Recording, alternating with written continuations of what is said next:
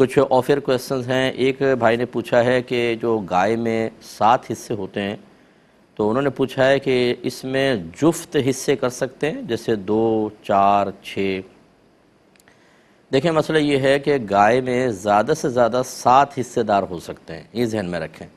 اور اب وہ حصے دار جو ہیں وہ ضروری نہیں ہے کہ طاق عدد میں ہی اپنے حصے ملائیں کہ 1 یا 3 یا 5، بلکہ ایسا ہو سکتا ہے ایک نے 2 حصے لے لیے، ایک نے 4 حصے، یہ 6 ہو گئے، اور ایک پھر علیحدہ کوئی لے لے گا 7۔ تو اس طرح جفت بھی لے سکتے ہیں، طاق بھی لے سکتے ہیں،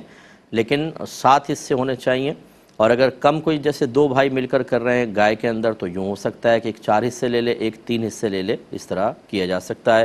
اور اگر ایک ہی گھر میں گوشت جائے تو یہ بھی ہو سکتا ہے کہ حصوں کی تقسیم بالکل نہ ہو، ہم یہ کہیں کہ ہم 2 بھائیوں کی طرف سے ایک گائے،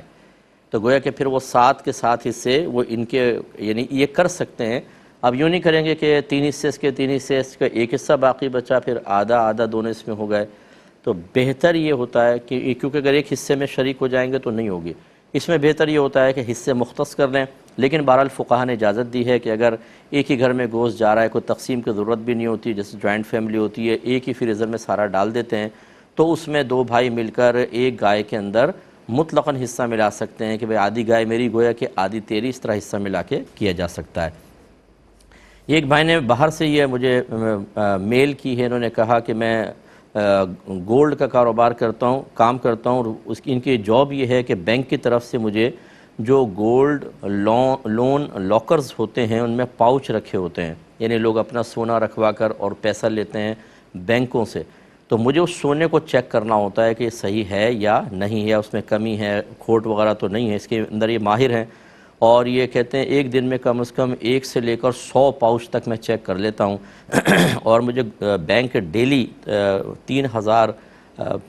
ریال یا پاؤنڈ دیتا ہے یہ یورو یا پاؤنڈ دیتا ہے، انہوں نے کرنسی لکھی میرے ذہن سے نکل گئی۔ تو اب یہ جو میں اس طرح کے معاملات کر رہا ہوں تو یہ سود میں تعاون کہلائے گا یا نہیں کہلائے گا؟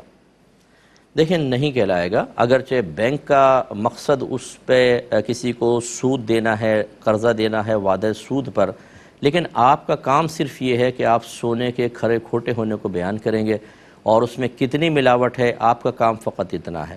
تو یہ آپ بالکل اس میں مطلب آپ قصوروار نہیں کہلائیں گے، یا اس یوں نہیں کہا جائے گا کہ جی آپ سودی معاملے میں معاون بن رہے ہیں، آپ کا کام صرف اتنا ہے۔ آپ دل میں بھی یہ نیت کریں کہ میرا کام ہے میں کھرے کھوٹے کو بتاؤں، باقی بینک کیا کرتا ہے،